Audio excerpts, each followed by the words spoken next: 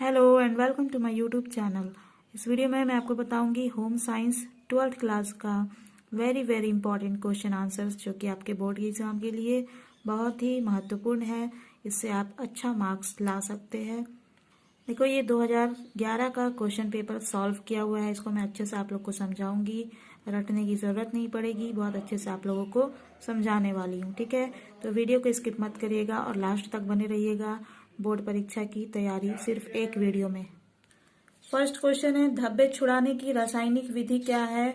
What is chemical method of stain removing? Stain remove करने का chemical method क्या है, क्या इसका तरीका है धब्बा छुड़ाने का, स्टेन रिमूविंग का? तो देखो, धब्बे छुड़ाने की रासायनिक विधि है विरंजक अभिकर्मक, ठीक है, और क्या है, अपचयन ब्लीच, अम्लीय ब्लीच, क्षारीय अभिकर्मक, चिकने घुलनशील द्रव्य तथा चिकनाई सोखने वाले। ठीक है, तो इतनी सारी विधि है। 1 मार्क्स का अगर आएगा तो इसमें से आप कोई भी एक विधि लिखेंगे। अब देखो, सेकंड क्वेश्चन पूछा है, रेडीमेड वस्त्रों की लोकप्रियता के कारण लिखिए। Right the causes of popularity of readymade garments, यानी रेडीमेड जो कपड़े होते हैं वो इतने पॉपुलर क्यों होते हैं, ये पूछा आपसे प्रश्न में। ठीक है, तो इसका आंसर है रेडीमेड वस्त्रों की लोकप्रियता के कारण है। क्या क्या कारण है? आकर्षक, रेडीमेड कपड़े बहुत ही अट्रैक्टिव होते हैं। देखा होगा आपने, बाजार में जाते हैं तो थान का कपड़ा जो होता है वो उतना अट्रैक्टिव आकर्षक नहीं लगता है। ठीक है, सिलने के बाद भले ही लगे, लेकिन रेडीमेड कपड़े जो है आकर्षक दिखते हैं, उसकी ओर हम लोग खींचे चले जाते हैं, वही पसंद आता है ना। आकर्षक होते हैं, अट्रैक्टिव, सरल होते हैं, उचित अच्छी कारीगरी, उसमें अच्छी कारीगरी होती है। ठीक है, मशीनरी वर्क ज्यादा होते हैं और पहनने में सुविधाजनक होता है, पहनने में कंफर्टेबल होता है, सरल रख रखाव, इसका आसान रख रखाव होता है, टिकाऊपन होता है इसमें, कीमत भी ठीक होता है, क्योंकि अगर हम लोग अलग से कपड़े लेकर सिलवाते हैं तो सिलाई का अलग पैसा, कपड़े का अलग पैसा, महंगा पड़ जाता है। तो रेडीमेड कपड़ा जो है कीमत भी इसका ठीक होता है और कार्य करने में सुविधाजनक आदि, ये सब इसकी लोकप्रियता के कारण है। अब देखो, थर्ड क्वेश्चन है, यदि आप चाहते हैं कि आपकी पोशाक आरामदायक हो तो खरीदते समय किन 2 बातों को ध्यान में रखेंगी? If you want your dress is comfortable, what 2 points will you keep in mind while selecting? यानी कपड़ा खरीदते वक्त कौन सा 2 बात हम लोग ध्यान में रखेंगे जिससे कि पहनने में वो कंफर्टेबल लगे। ठीक है, तो आरामदायक पोशाक हो इसके लिए ध्यान देने योग्य 2 मुख्य बातें ये है, उचित माप एवं अच्छी कारीगरी। तो कंफर्टेबल लगे कपड़ा पहनने में, आरामदायक हो, इसके लिए क्या 2 ध्यान देने वाली बात है? उचित माप, यानी इसका साइज सही होना चाहिए। खूब टाइट होगा तो दिक्कत होगा, हम लोग को आराम कंफर्टेबल नहीं लगेगा ना, तो इसीलिए उचित माप होना जरूरी है। एवं अच्छी कारीगरी, और उसमें जो वर्क है वो अच्छी होनी चाहिए। खूब एकदम गढ़ने वाला टिकली सितारा सितारा लगा होगा तो क्या होगा, अनकंफर्टेबल फील होगा, है ना, अच्छा नहीं लगेगा। तो इसलिए कंफर्टेबल फील होने के लिए उचित माप होना चाहिए, मेजरमेंट सही होना चाहिए, और उसमें कारीगरी जो है, वर्क जो है अच्छी होनी चाहिए। ठीक है, अच्छी कारीगरी होनी चाहिए। अब देखो, चौथा प्रश्न है, वक्र रेखाएं क्या होती है? वाटर कर्व लाइंस, वक्र रेखाएं ये घुमावदार तथा गोलाई वाली रेखाएं होती है ना। वक्र रेखा कैसी होती है? घुमावदार और गोलाई वाली, और इनका प्रयोग परिधान को, परिधान माने कपड़े को, ठीक है, इनका प्रयोग परिधान को कोमलता, सौम्यता तथा नारीत्व का भाव प्रकट करने के लिए किया जाता है। ठीक है, वक्र रेखा का इस्तेमाल कपड़ों को कोमलता और सौम्यता और नारीत्व का प्रभाव प्रकट करने के लिए किया जाता है। देखो, लड़कों का ड्रेस जो होता है वो सीधा होता है शेप में, है ना, लेकिन कर्व जो होता है ऐसे ऐसे लड़की लोग का कपड़ा बनाता है। तो क्या होता है, इससे सौम्यता, नारीत्व, कोमलता प्रकट करने के लिए किया जाता है इसका इस्तेमाल, वक्र रेखा का। ठीक है, अब देखो, क्वेश्चन नंबर 5 है, 5th क्वेश्चन है, ज्वर किसे कहते हैं? व्हाट इज फीवर, है ना, जिसको हम लोग बुखार कहते हैं आम बोलचाल की भाषा में। तो इसमें पूछा है ज्वर किसे कहते हैं?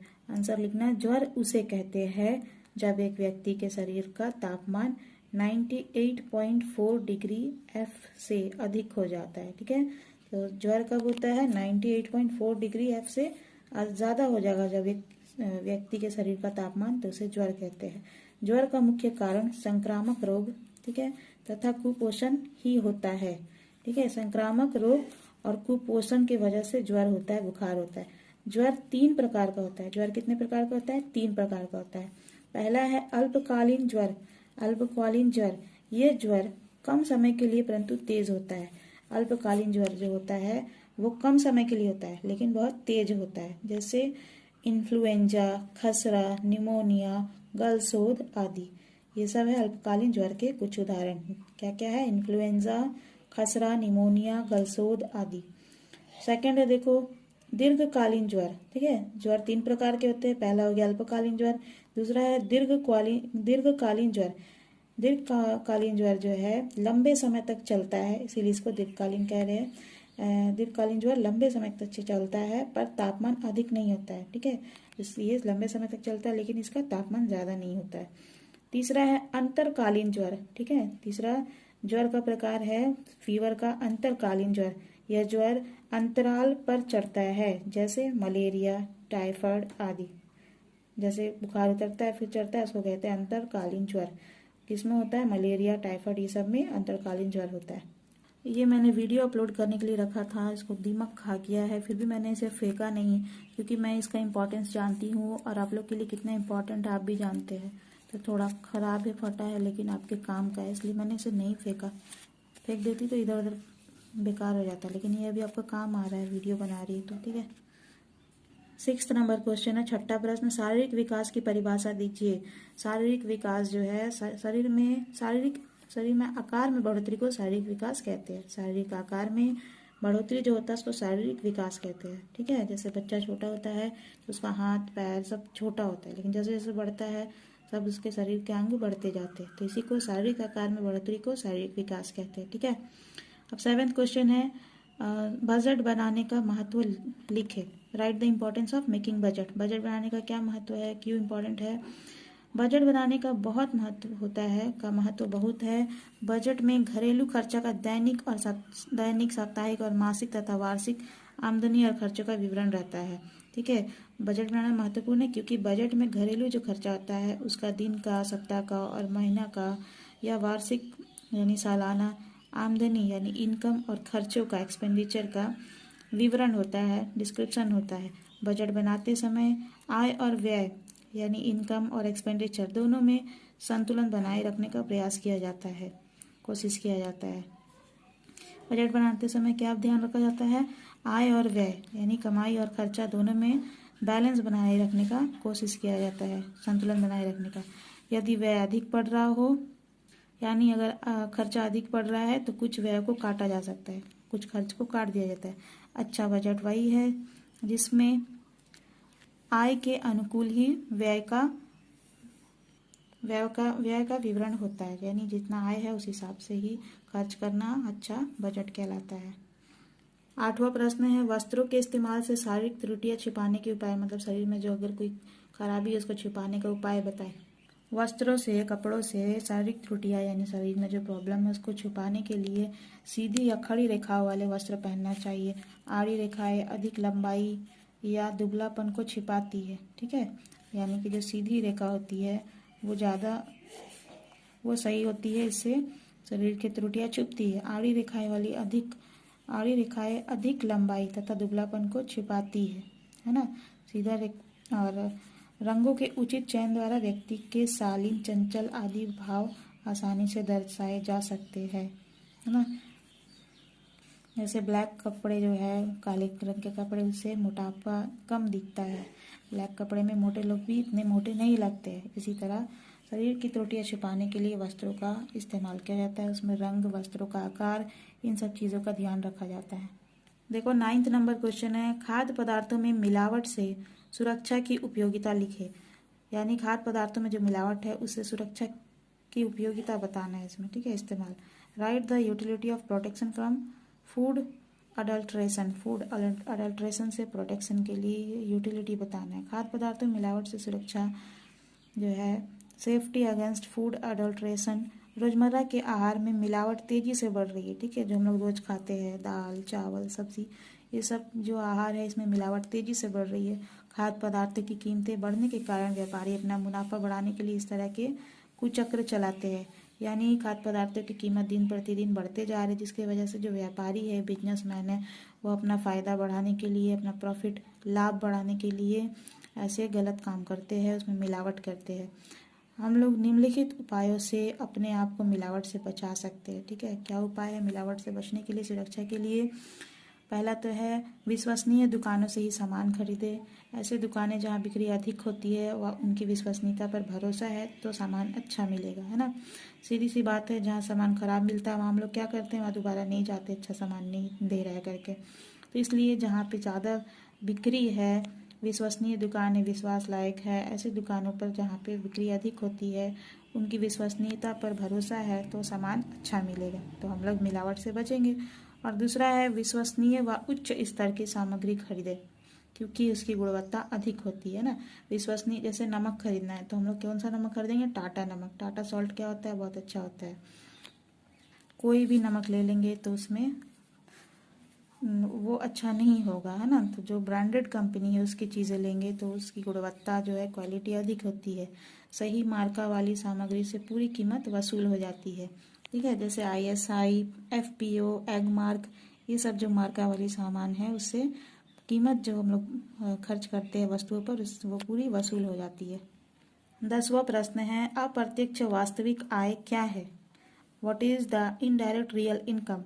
अप्रत्यक्ष वास्तविक आय, ये आय परिवार के सदस्यों के गुणों द्वारा प्राप्त होती है, ठीक है। परिवार के जो सदस्य हैं उनके गुणों, उनके क्वालिटी के द्वारा ये अप्रत्यक्ष वास्तविक आय प्राप्त होती है, इनडायरेक्ट रियल इनकम। किसी विषय विशेष का ज्ञान अथवा किसी कार्य में निपुणता भी घर में होने वाले खर्चों में कटौती कर देती है ना। जैसे और इस प्रकार अप्रत्यक्ष रूप से आय प्राप्त होती है। उदाहरण के लिए गृहिणी का किचन का ज्ञान, गार्डन का शौक, सब्जियों में हुए खर्चों की कटौती तो करता है, साथ ही परिवार को ताज़ी तथा पौष्टिक सब्जियां भी उपलब्ध कराता है ना। अप्रत्यक्ष वास्तविक आय क्या है? अप्रत्यक्ष वास्तविक आय परिवार के सदस्यों के गुणों, उनके जो क्वालिटी है उनके द्वारा प्राप्त होती है। जैसे अगर कोई गृहिणी गार्डन में सब्जी उगा देती है तो सब्जी का खर्च बच गया, है ना। तो अप्रत्यक्ष वास्तविक आय हो गया। और ऊपर से ताज़े तथा पौष्टिक हम लोग को सब्जी भी खाने मिल जाता है अगर कोई उगा ले घर में। तो फिर अगर हमारी दादी माँ आम का अचार बना देती है तो किलो के हिसाब से हम लोग 200-300 रुपये किलो अचार खरीदते हैं। दादी माँ 10-10, 20-20 किलो अचार बना देती है दादी नानी, तो वो भी अप्रत्यक्ष वास्तविक आय हो गया, ठीक है। जो कि हम लोग को दिख रहा नहीं सीधे रूप में, लेकिन वो भी एक इनकम है, वो लोग भी घर बैठे कमा रहे हैं। तो परिवार के सदस्य जो उनके जो गुण होते हैं उनके वजह से ये अप्रत्यक्ष वास्तविक आय है। जैसे कोई किसी के परिवार में सिलाई का काम जानता है, घर के कपड़े सी लेता है, तो वो सिलाई के पैसे भी बच रहे हैं, तो वो भी अप्रत्यक्ष वास्तविक आय में आ जाता है। क्लियर है? अब देखो क्वेश्चन नंबर 11 है, किन खाद्य पदार्थों पर ISI का मानक चिन्ह दिया जाता है? ISI का मानक चिन्ह जो है वो किन खाद्य पदार्थों पर, खाद्य पदार्थ माने खाने लायक जो चीज़ें होती है खाने वाली, उसको बोलते हैं खाद्य पदार्थ, पर ISI का मानक चिन्ह दिया जाता है। इस देने वाले ब्यूरो का नाम लिखे। ISI का जो मानक चिन्ह है वो कौन सा ब्यूरो देती है, उसका नाम भी बताना है। On which food production ISI mark is given and by which bureau it is given. मानक चिन्ह देने वाली संस्था का नाम है इंडियन स्टैंडर्ड्स इंस्टीट्यूट, ठीक है। ISI का फुल फॉर्म क्या है? इंडियन स्टैंडर्ड इंस्टीट्यूट, यही संस्था का नाम है जो ये मानक चिन्ह देती है ISI का। यह मार्क कई पदार्थों को दिया जाता है, ठीक है। ये मार्क जो है ISI का कई पदार्थों को दिया जाता है, जैसे वनस्पति, cement, LPG stove, pressure cooker, बिजली के उपकरण आदि। ISI देखो इसमें लिखा होता है जो प्रोडक्ट होते हैं उसमें, ठीक है। इस संस्था का कार्य कारखानों में बने पदार्थों एवं उपकरणों के लिए नियमित गुणवत्ता प्रदान करना है। ये जो संस्था है ये जो संस्था है ISI, इंडियन स्टैंडर्ड इंस्टीट्यूट, इनका काम है कारखानों में बनने वाले पदार्थ या सामान एवं उपकरणों के नियमित गुणवत्ता प्रदान करना, ठीक है। अब देखो 12वां प्रश्न है, सामान्य आहार से आप क्या समझते हैं? What do you mean by normal diet? सामान्य आहार जो है वो भिन्न खाद्य पदार्थ के मिश्रण से बना हुआ आहार है जिसमें शारीरिक आवश्यकताओं के अनुसार उचित मात्रा में पौष्टिक तत्व जैसे प्रोटीन, कार्बोहाइड्रेट, वसा, विटामिन, खनिज लवण तथा जल है, ठीक है। परिवार के सभी सदस्यों का उत्तम स्वास्थ्य तथा इस लक्ष्य की पूर्ति सामान्य भोजन द्वारा ही की जा सकती है। अतः आहार आयोजन के संबंध में सतर्क रहना चाहिए।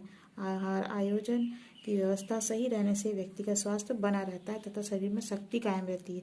सीधी सी बात है, अच्छा खाना खाएंगे, पौष्टिक खाना खाएंगे, ऐसा खाना खाएंगे भोजन जिसमें प्रोटीन, कार्बोहाइड्रेट, वसा, विटामिन, खनिज, लवण, जल जो हमारे शरीर को आवश्यकता है सारी चीज़ें हो, तो क्या होता है, हमारा स्वास्थ्य बने रहता है ना, हम लोग स्वस्थ रहते हैं और हमारे शरीर में शक्ति भी रहती है ना, काम करने की ऊर्जा रहती है, एनर्जी रहती है। तो सामान्य आहार वो सभी खाद्य पदार्थों के मिश्रण से बना है जिसमें शारीरिक आवश्यकताओं को यानी शरीर की जो ज़रूरत है उसके अनुसार उचित मात्रा में पौष्टिक तत्व जैसे प्रोटीन, कार्बोहाइड्रेट, वसा, विटामिन, खनिज, लवण तथा जल उपलब्ध हो। ठीक है। अब देखो 13वां प्रश्न है, बचत के लाभ लिखे। बचत करने के क्या लाभ होते हैं? Why saving is beneficial. Saving जो है वो बेनिफिशियल क्यों है? बचत के 2 लाभ हैं। पहला तो है आकस्मिक घटनाओं का मुकाबला करने में बचत का धन काम लिया जाता है, जैसे बीमार होने पर, लंबी अवधि की छुट्टी लेने पर, वेतन न मिलने के कारण, चोरी या नुकसान होने पर, विशेष खर्चों हेतु। मतलब कि आकस्मिक घटना जिसके बारे में हम लोग को नहीं पता है कि अचानक से जो हो जाता है, जैसे कोई एक्सीडेंट हो गया या कोई बीमार हो गया या चोरी हो गया, ठीक है, तो क्या होता है, ऐसे में हमारा पैसा तो चला जाता है। तो जो बचत के पैसे होते हैं, सेविंग्स होते हैं, उससे हम लोग अपना काम चला सकते हैं, है ना। दूसरा है भविष्य के खर्चों की पूर्ति। भविष्य के खर्चों की पूर्ति बचत के धन से ही संभव है, जैसे विवाह, उच्च शिक्षा, मकान, अन्य विलासिता की वस्तु जैसे कार आदि का किराया।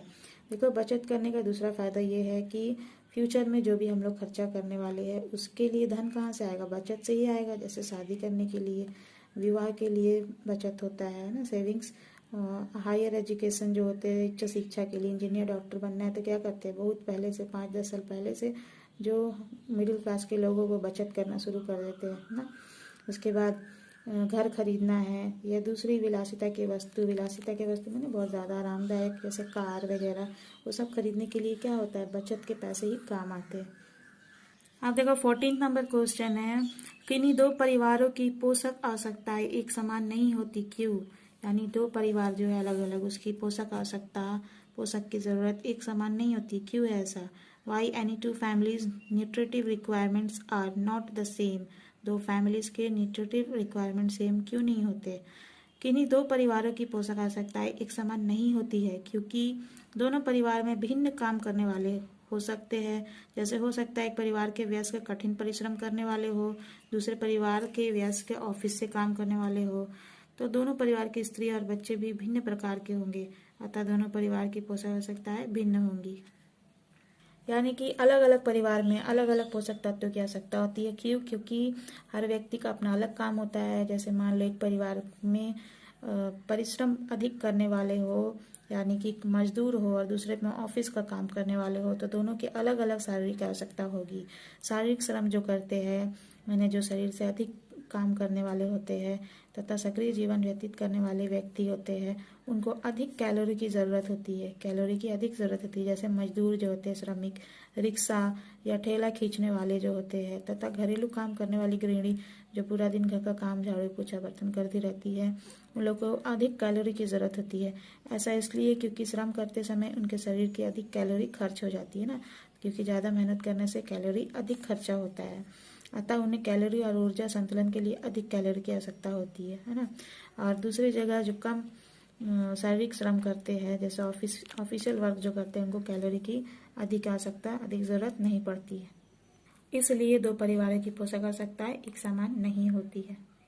अब देखो 15 नंबर क्वेश्चन है, बालकों के संवेगों की विशेषताएं लिखे। Right the characteristics of child emotions. Child के जो संवेग होते हैं, इमोशंस जिसको कहते हैं इंग्लिश में, उसकी विशेषता, खासियत क्या है? ठीक है। संवेगों के प्रकार, टाइप्स ऑफ इमोशंस। व्यक्ति के व्यवहार में किसी न किसी अंश में संवेग अवश्य विद्यमान होते हैं। हर व्यक्ति का जो व्यवहार होता है, बिहेवियर होता है, उसमें किसी न किसी अंश में, हिस्से में संवेग अवश्य विद्यमान होता है, यानी इमोशन जरूर होता है। जिस प्रकार सुगंध दिखाई न देने पर भी फूल में विद्यमान रहती है ना। सुगंध जो है, खुशबू जो है फूल में विद्यमान रहती है, लेकिन वो दिखाई नहीं देती। ठीक उसी तरह हमारे व्यवहार में संवेग व्याप्त रहते हैं। जैसे फूल में खुशबू होती है लेकिन वो दिखाई नहीं होता, ठीक उसी तरह हमारे व्यवहार में, हमारे बिहेवियर में इमोशंस होते हैं, संवेग होते हैं, ठीक है। संवेग बच्चे की प्रसन्नता को बढ़ाने के साथ साथ उसकी क्रियाशीलता को भी बढ़ाते हैं। संवेग जो है इमोशंस, वो बच्चे की खुशी को तो बढ़ाते ही है, साथ ही साथ उसकी क्रियाशीलता को, एक्टिविटी को भी बढ़ाते हैं ना, एक्टिवनेस को बढ़ाते हैं। विभिन्न संवेगों को 2 वर्ग में बांटा गया है। जो इमोशंस होते हैं उनको 2 वर्गों में बांटा गया है। पहला है दुखद संवेग, अनप्लेजेंट इमोशंस, जैसे कि क्रोध यानी गुस्सा करना, भय, डरना, ईर्ष्या, जलन जिसको कहते हैं, चिढ़ना आदि, ठीक है। और दूसरा है सुखद संवेग, प्लेजेंट इमोशन। प्लेजेंट इमोशंस, सुखद संवेग में क्या क्या है, हर्ष, खुश होना, स्नेह, जिज्ञासा आदि, है ना। क्रोध जो है, एंगर, शैशव काल में प्रदर्शित होने वाले सामान्य संवेदों में क्रोध सर्व प्रमुख है, ठीक है। जो शिशु होते हैं उनमें दिखने वाले जो नॉर्मल संवेग होते हैं, इमोशंस होते हैं, उसमें क्रोध जो है, एंगर, वो सबसे प्रमुख है, क्योंकि शिशु के पर्यावरण में क्रोध करने वाले उद्दीपन होते हैं, ठीक है। शिशु को बहुत जल्दी ये मालूम हो जाता है कि दूसरों का ध्यान आकर्षित करने के लिए या फिर अपनी इच्छाओं की पूर्ति के लिए जोर से रोकर, चीखकर या चिल्लाकर अपना क्रोध प्रकट करना सबसे आसान तरीका है। यानी जो शिशु होते हैं उनको बहुत ही आसानी, जल्दी पता चल जाता है कि रोएंगे, चिल्लाएंगे तो सारा इच्छा का पूर्ति हो जाएगा। अपना मनवाने के लिए रोता है बच्चा, चिल्लाता है, देखते हैं ना हम लोग। यही कारण है कि शिशु केवल भूख या प्यास लगने पर ही नहीं रोता। इसी वजह से बच्चा जो है, शिशु, वो केवल भूख प्यास लगने से नहीं रोता है, अपितु जब वो चाहता है कि उसकी माता उसे गोद में उठाए तब भी जोर जोर से रोता है ना। तो अगर एक शिशु रो रहा है, इसका कारण सिर्फ यही नहीं होगा कि उसे भूख प्यास लगा है, वो चाहता है कि उसे गोदी में ले, प्यार करे, तब भी वो रोने लगता है। देखो कभी कभी बच्चे को, शिशु को हम लोग गोद में लेते हैं तो वो चुप हो जाता है ना। प्रायः हमेशा सभी बच्चों के गुस्सा होने के कारण अलग अलग हो सकते हैं, परंतु गुस्सा होने पर सभी एक सा व्यवहार करते हैं। गुस्सा होने का जो कारण है वो अलग अलग हो सकता है बच्चों में, लेकिन गुस्सा होने पर सब एक जैसा व्यवहार करते हैं। जैसे रोना, चीखना, हाथ पैर पटकना, अपनी सांस रोक लेना, देखते हैं बच्चा लोग रोते रोते सांस रोक लेता है ना, जमीन पर लेट जाना, पहुँच के अंदर जो भी चीज़ हो उसे उठाकर फेंकना, या फिर ठोकर मारना आदि, लात मारता है कोई चीज़ में या फिर कोई सामान उठा के फेंक देना, ये सब क्रोध के लक्षण, ये है क्रोध दिखाने का, गुस्सा दिखाने का तरीका है। अब देखो इमोशन जो है, संवेग, उसका दूसरा टाइप है भय, फियर, जिसको डर कहते हैं ना। क्रोध के विपरीत यानी गुस्सा के उल्टा शिशु में भय पैदा करने वाले उद्दीपन अपेक्षाकृत कम होते हैं, ठीक है। बच्चा जो है क्रोध के मुकाबले में भय, डरने का जो उद्दीपन है अपेक्षाकृत उसमें कम होता है। सहसावस्था में शिशु प्रायः निम्न स्थितियों में डरता है। सहसावस्था में शिशु जो है कब डरता है, अंधेरे कमरे में अंधेरे से डरता है, फिर ऊंचे कमरे में, ऊंचे स्थान पर, तेज शोर, बहुत ज़्यादा शोर, उससे डरता है, दर्द से डरता है, अपरिचित लोग उसको देखकर रोता है ना बच्चा, वैसे अपरिचित लोग और अपरिचित जगह या फिर जानवर आदि देखकर डरता है। और देखो इमोशन का तीसरा है ईर्ष्या, जेलेसी। ईर्ष्या का अर्थ है किसी के प्रति गुस्से से भरा विरोध करना, ठीक है। ईर्ष्या प्रायः सामाजिक स्थितियों द्वारा उत्पन्न होती है। ईर्ष्या जो है गुस्से से भरा विरोध करना होता है। ईर्ष्या हमेशा जो है सामाजिक स्थितियों के द्वारा ही उत्पन्न होती है, सामाजिक स्थितियों से ही ईर्ष्या जो है उत्पन्न होती है। जब परिवार में नया शिशु आता है तब छोटे बच्चे में उस शिशु के प्रति ईर्ष्या का भाव उत्पन्न होता है, क्योंकि उसे लगता है कि उसके माता पिता जो पहले केवल उससे प्यार करते थे अब उस शिशु से भी प्यार करने लगेंगे, है ना। तो बच्चे में एक ईर्ष्या भावना जग जाती है कि मुझसे ज़्यादा छोटे वाले को प्यार मिलेगा। अब देखो दूसरा जो था सुखद संवेग, हर्ष, जॉय ऑफ प्लेजर। हर्ष का अर्थ है खुशी अथवा प्रसन्नता। सभी बच्चे अपनी खुशी मुस्कुराकर या हंसकर प्रकट कर देते हैं, दिखा देते हैं। बच्चे अपनी खुशी मुस्कुराकर या हंसकर ही दिखाते हैं ना। इस आयु में बच्चा हंसने के साथ साथ बाहों और टांगों को भी हिलाता है। बच्चा जितना अधिक खुश होता है उतनी ही अधिक उसकी शारीरिक गतियाँ होती है ना, जितना खुश होगा उतनी इसके शरीर में गति होगी। 1.5 वर्ष का बच्चा अपनी ही चेष्टाओं पर मुस्कुराता है। 1.5 साल का जो बच्चा होता है वो अपने ही काम पर मुस्कुराता है। 2 वर्ष का होने पर वह दूसरों के साथ मिलकर हंसने लगता है ना। 1.5 वर्ष का बच्चा अपने आप में हंसता है और जब 2 वर्ष का होता है तो दूसरों के साथ मिलकर हंसने लगता है। देखो इमोशंस में स्नेह भी होते हैं, अफेक्शन। बच्चे में लोगों के प्रति स्नेह की अनुक्रियाएं धीरे धीरे विकसित होती है ना। बच्चे जो है लोगों से लगाव उनका बहुत धीरे धीरे होता है ना, अनुक्रिया धीरे धीरे होती है। बच्चे का किसी के प्रति स्नेहपूर्ण व्यवहार उस व्यक्ति की ओर आकर्षित होकर उसकी गोद में आने के प्रयास से दिखाई देता है। बच्चा का जो स्नेह है, अफेक्शन है, कैसे हम लोग पहचानते हैं? जब बच्चा किसी के लिए स्नेहपूर्ण हो, अफेक्शनेट हो, उसका व्यवहार उस व्यक्ति की ओर उसके तरफ क्या करता है, गोद में जाने के लिए मुड़ जाता है, गोद में जाने के लिए कोशिश करता है, तो इस तरह वो स्नेह दिखाता है ना। जिज्ञासा, क्यूरियोसिटी भी एक इमोशन का टाइप है, टाइप्स ऑफ इमोशन में आता है। संवेग का प्रकारों में जिज्ञासा भी है, क्यूरियोसिटी। जन्म के 2-3 माह पश्चात, यानी जैसे ही जन्म होता है उसके 2-3 महीने बाद तक शिशु की आंखों का समन्वय भली भांति विकसित नहीं होता है ना, और उसका ध्यान केवल तीव्र उद्दीपन से ही आकर्षित होता है। लेकिन आयु की वृद्धि के साथ साथ जैसे ही शिशु साफ साफ और अलग अलग देख सकता है, वैसे ही कोई भी नई या असाधारण बात से आकर्षित होता है। ठीक है, बच्चे जो है जब थोड़ा समझने लग जाते हैं तो क्या होता है, वो नई या असाधारण बात से आकर्षित होता है, बशर्ते उसका नयापन इतना अधिक ना हो कि भय पैदा कर दे ना। उसका नयापन इतना नहीं होना चाहिए जिससे डर जाए, बस नयापन हो इतना कि जिससे कि वो आकर्षित हो जाता है। शिशु का भय कम होने के कारण उसकी जिज्ञासा बढ़ती है। जैसे जैसे जैसे शिशु का भय कम होता है, किसी चीज़ को देखता है 1-2 बार, तो उसके बाद उसको जानने का कोशिश करता है, जिज्ञासा बढ़ जाता है उसमें। आप देखो 16वां प्रश्न है, गर्भावस्था में रक्तहीनता से बचने के लिए क्या उपाय करने चाहिए? What can be done to prevent from anaemia during pregnancy? Pregnancy के समय में अनीमिया से बचने के लिए क्या किया जा सकता है? अनीमिया मैंने खून की कमी, गर्भावस्था जो होती है प्रेगनेंसी, उसमें खून की कमी से बचने के लिए क्या करना चाहिए? तो देखो, गर्भवती स्त्री का आहार पूर्णतः पौष्टिक होना चाहिए, यानी जो प्रेग्नेंट लेडीज होती है उनका आहार भोजन जो है पूर्णतः पूरी तरह से पौष्टिक होना चाहिए, फुल ऑफ न्यूट्रिएंट्स होना चाहिए। यदि गर्भवती स्त्री का आहार पौष्टिक नहीं होगा, फुल ऑफ न्यूट्रिशन नहीं होगा, तो वह उन सभी समस्याओं से पीड़ित हो जाएगी जो कुपोषण से उत्पन्न होती है। अगर गर्भवती महिला पौष्टिक आहार नहीं लेगी तो ऐसी समस्या होगी जिससे कुपोषण, जैसे जो कि कुपोषण से होती है। यदि गर्भवती स्त्री के आहार में लौह तत्व की कमी होगी तो वह अनीमिया, रक्तहीनता से पीड़ित हो जाएगी, है ना। अगर कोई गर्भवती स्त्री के शरीर में लौह तत्व की कमी होती है तो वो अनीमिया के शिकार, अनीमिया क्या है, खून की कमी वाली बीमारी से पीड़ित हो जाएगी। उसके रक्त में हीमोग्लोबिन की मात्रा कम हो जाएगी, क्योंकि माता के रक्त में 25% की बढ़ोतरी होती है ना।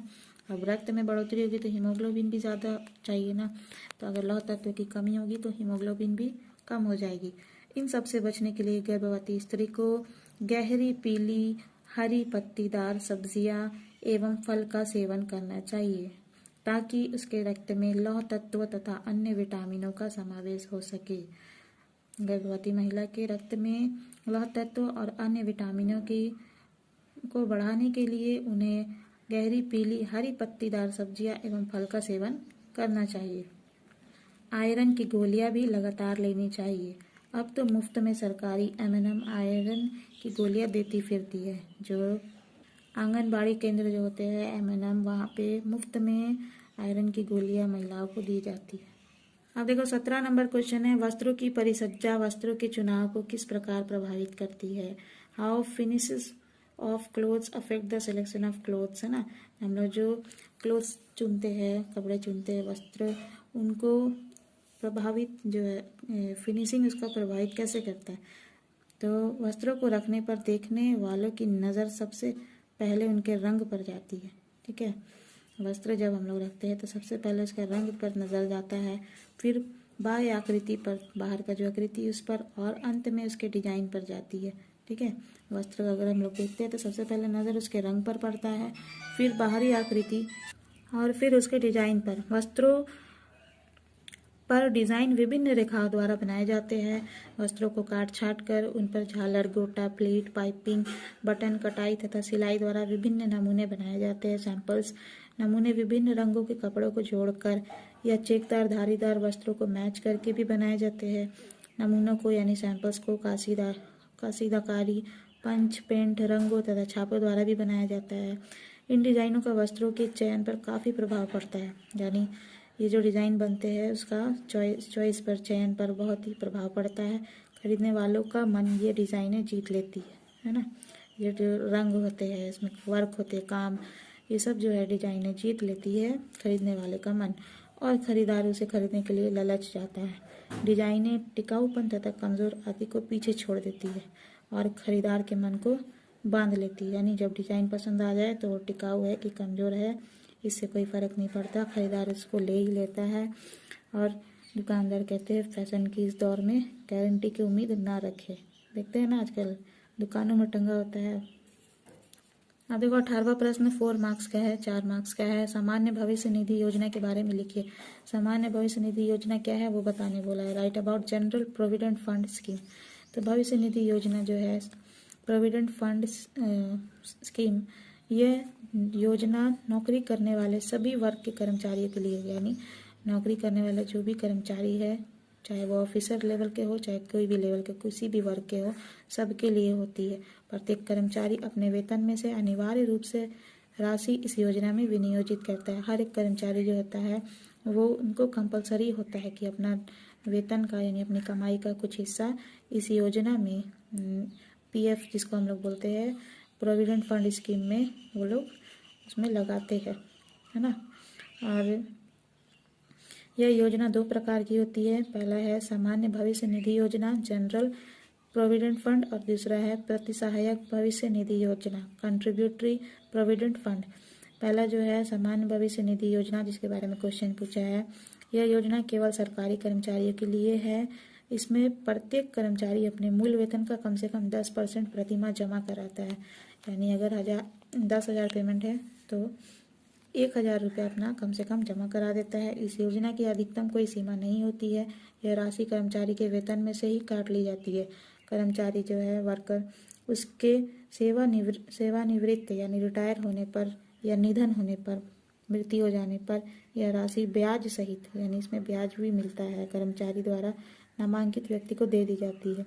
यानी जब कर्मचारी सेवानिवृत्त रिटायर हो जाता है या उसका निधन हो जाता है किसी कारणवश, तो ये राशि इसमें ब्याज के साथ कर्मचारी जिसे नॉमिनेशन में रखता है, नॉमिनी बनाता है, उसको दे दिया जाता है। इस राशि पर आयकर में भी छूट मिलती है, ठीक है। ये जो अमाउंट होता है इस पर इनकम टैक्स में भी छूट मिलती है। 19 नंबर क्वेश्चन में 5 मार्क्स का। भोजन को सुंदर ढंग से परोसना क्यों जरूरी होता है? Why is it necessary to serve foods in artistic manner? Artistic manner में फूड को सर्व करने क्यों नेसेसरी है? आंसर है देखो, सुंदर ढंग से परोसा गया भोजन खाने वाले की रुचि बढ़ा देता है, इंटरेस्ट बढ़ जाता है खाने वाले का। अगर सुंदर ढंग से परोसा जाए भोजन को, उनका मन खुश हो जाता है। खुशी मन से खाया गया भोजन संतुष्टि प्रदान करता है, ठीक है। अगर खुशी से हम लोग खाना खाते हैं तो उससे हम लोग को सेटिस्फैक्शन मिलता है, संतुष्टि मिलता है, जिसका स्वास्थ्य पर अच्छा प्रभाव पड़ता है। भोजन परोसते समय स्वच्छता भी बरतनी चाहिए। स्वच्छता भी भोजन के सुंदर ढंग से परोसने का हिस्सा है। भोजन हमेशा साफ बर्तनों में ही परोसना चाहिए। भोजन करने वाले व्यक्तियों की स्वच्छता पर भी ध्यान देना चाहिए। कीटाणुनाशक साबुन से हाथ धोए बिना किसी को भोजन ना करने दे। कीटाणुनाशक जो साबुन है उससे हाथ धुलाए बिना किसी को भोजन नहीं करने देना चाहिए। ऐसा करने से भोजन दूषित होने से बच जाता है और दूषित भोजन में विद्यमान जीवाणुओं द्वारा दूषित भोजन जो है उसमें जीवाणु जो होते हैं उसके द्वारा पाचन संस्थान के कई रोग उत्पन्न हो जाते हैं, जैसे पेचिश, हैजा, तिसार आदि। देखो 20वां प्रश्न है, संक्रामक रोगों से बचाव के लिए सामान्य तरीके लिखे। The general methods of protection from infections. शैशवावस्था में बच्चों के विभिन्न प्रकार के संक्रामक रोग पाए जाते हैं। जब रोगों के जीवाणु प्रत्यक्ष या परोक्ष रूप से यानी डायरेक्ट या इनडायरेक्ट रूप से शरीर में प्रवेश कर स्वस्थ शरीर को रोग उत्पन्न करते हैं तो उसे संक्रमण कहते हैं ना। इस प्रकार उत्पन्न रोग को संक्रामक रोग कहते हैं। जो संक्रमण से फैले उसे संक्रामक रोग कहते हैं। संक्रामक रोग शरीर के जीवाणु या विषाणु द्वारा फैलते हैं। जीवाणु से फैलने वाले रोग क्षय रोग, डिप्थीरिया एवं कुकुर खांसी आदि है। संक्रमण से बचने के लिए क्या करना चाहिए? हम लोग को प्रतिदिन स्नान करना चाहिए, नहाना चाहिए और खाते वक्त हाथ धोना चाहिए। ये सब संक्रमण से बचने के तरीके हैं। और काढ़ा पीना चाहिए, कमरे को साफ रखना चाहिए, रोगी को हल्का तथा सुपाच्य भोजन देना चाहिए और बच्चों को सही समय पर टीका वैक्सीन लगवाना चाहिए। रोगी के वस्तुओं तथा कमरे को, रूम को अभिसंक्रमित करना चाहिए, डिसइंफेक्ट करना चाहिए, ठीक है। अब देखो क्वेश्चन नंबर 21 है 5 मार्क्स का। जल की उपयोगिता पर एक टिप्पणी लिखे। जल का जो उपयोग है उस पर लिखना है, ठीक है। Right short note on utility of water. प्रत्येक प्राणी जो है, प्राणी मैंने जो भी जिंदा है, प्रत्येक प्राणी को जीवित रहने के लिए जल की आवश्यकता होती है, जल की जरूरत होती है। पोषक तत्वों का भरपूर उपयोग करने के लिए सभी को जल में घुले पोषक तत्वों की आवश्यकता होती है। यानी पोषक तत्व जो है उसका भरपूर इस्तेमाल करने के लिए हर एक प्राणी को जल में घुले हुए पोषक तत्वों की आवश्यकता होती है, जरूरत होती है। जल का महत्व देखो क्या है। पहला तो है शरीर निर्माण। हमारे शरीर का लगभग 70% भाग जो है जल से बना हुआ है। जल विभिन्न तत्वों को घुलनशील बनाने के लिए एक घोलक का कार्य करता है। जो हम लोग खाते हैं सॉलिड चीज उसको घुलता है ना। फिर तीसरा है ताप नियंत्रक। पसीने के रूप में जल हमारे शरीर के तापमान को बनाए रखता है, ठीक है। और है व्यर्थ पदार्थों का निष्कासन। व्यर्थ पदार्थों का निष्कासन मूत्र के रूप में जल के द्वारा ही होता है, इसलिए पानी बहुत ही आवश्यक है। जल एक रक्षक। जल एक ऐसी चिकनाई है जिससे जोड़ों में गतिशीलता बनी रहती है। जल इसके अतिरिक्त शरीर के प्रत्येक भाग की बाहरी आघातों से रक्षा करता है। बाहर के जो आघात होते हैं उससे शरीर की रक्षा करता है ना। और जल जो है वो जोड़ों में गतिशीलता बनाए रखता है। पोषक तत्वों के अवशोषण में सहायक। पाचन संस्थान की सभी क्रियाएं जल की उपस्थिति में होती है और विभिन्न पोषक तत्वों का अवशोषण तरल रूप में होता है, ठीक है। अतः हम कह सकते हैं कि जल का हमारे जीवन में बहुत महत्वपूर्ण स्थान है। यानी जल के बिना जो है वो पोषक तत्वों का अवशोषण हमारा पाचन तंत्र नहीं कर सकता, क्योंकि पाचक संस्थान की जो भी क्रियाएं है सब जल की उपस्थिति में ही होती है। क्वेश्चन नंबर 22 है 5 मार्क्स का। Right the importance of motor development. क्रियात्मक विकास का महत्व लिखे। क्रियात्मक विकास का क्या महत्व होता है? क्रियात्मक विकास का महत्व इसी से समझा जा सकता है कि इस क्रम में बच्चों के विभिन्न शारीरिक क्षेत्र में विकास होता है। क्रियात्मक विकास ये है, क्रियात्मक विकास के क्रम में बच्चों के विभिन्न शारीरिक क्षेत्र में विकास होता है।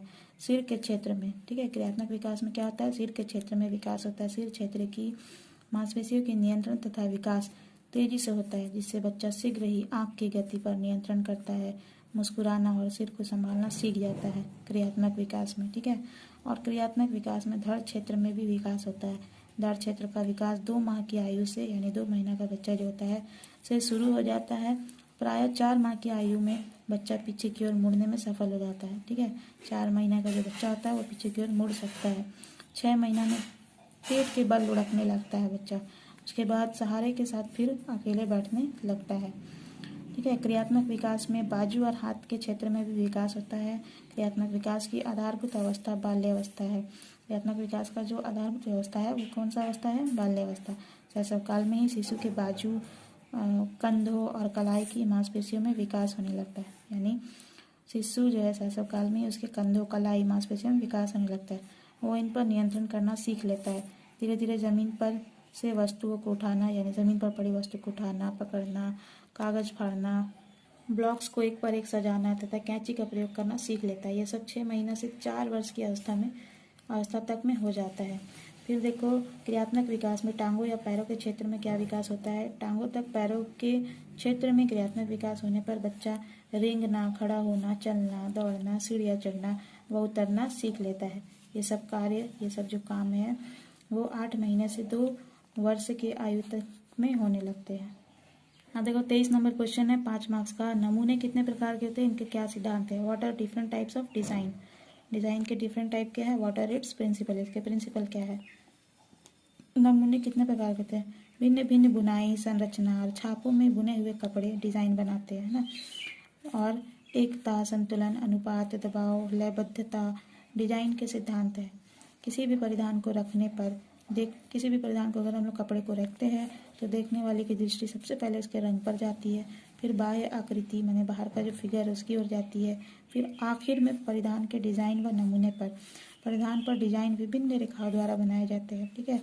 कभी सीधी रेखा, कभी आड़ी रेखा, कभी तिरछी रेखा, हर तरह की रेखा से डिजाइन के नमूने बनते हैं।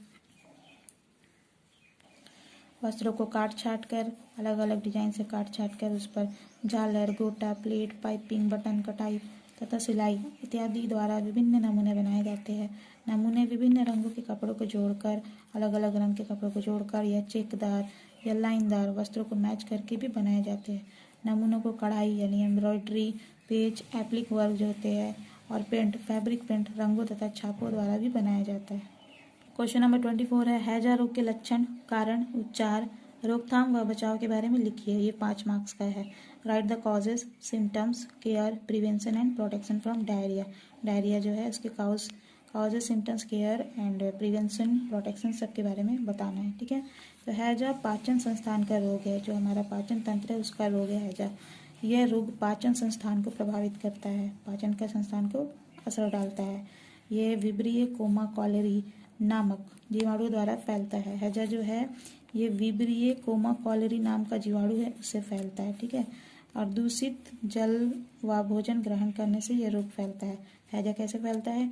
दूषित यानी गंदा जल या भोजन खाने से ये रोग फैलता है।